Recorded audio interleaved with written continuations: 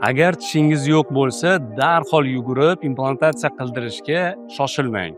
Bugungi kunda tishni bir joydan olib, boshqa joyga ko'chirib o'tkazish mumkin.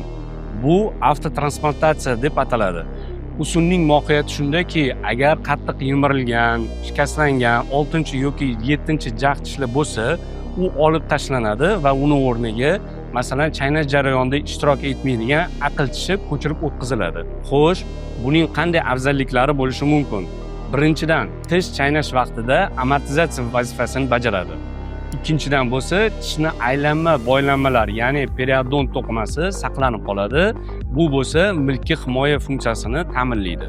Uchinchidan, bu o'zimizning tirik organizmimizni to'qimasi bo'lib, ular har qanday boshqa implantga qaraganda yaxshiroq o'zini tutadi. Lekin bunday muolajani narxi xuddi standart implantatsiya narxi bilan bir xil bo'ladi. Bu muolaja taxminan 3 milliondan 5 milliongacha bo'ladi. Agar sizga ham bunday xizmatlar kerak bo'ladigan bo'lsa, bemalol bizning klinikamiz Smile Designga murojaat qilishingiz mumkin bo'ladi.